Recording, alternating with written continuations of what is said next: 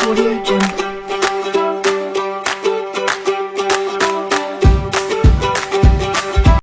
Kami nga ni Ho ay may biglaang lakad ngayon. Sa mga oras nga ni Ho na ito ay kami ay nagbabiyahe na patungo kung saan tayo lang ang may alam. Tara, charot.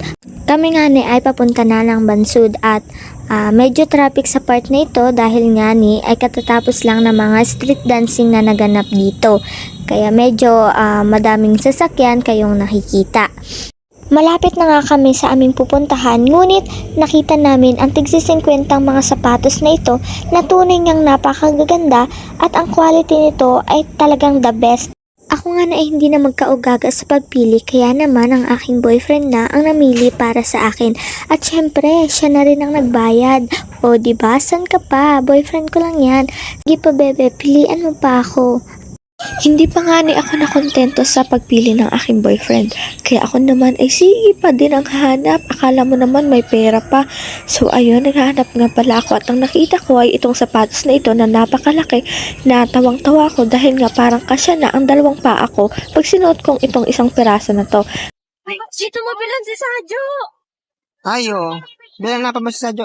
Sa kakahanap ko nga ni ay ako ay biglang naging alipin ng pag-ibig mo.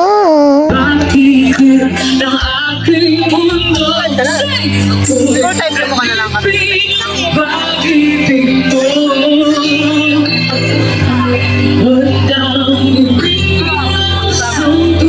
Bigay yung camera.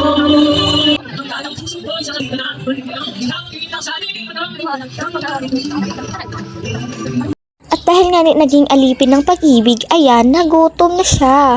Sige pa, kain lang bebe. Kaya mo yan, push mo yan. Medyo tinatamad na rin nga pala kami sa part na yan. Kaya naman ay nagkaayayaan na kami na umuwi dahil nga medyo gabi na din. At uso talaga ang aksidente dito sa aming lugar.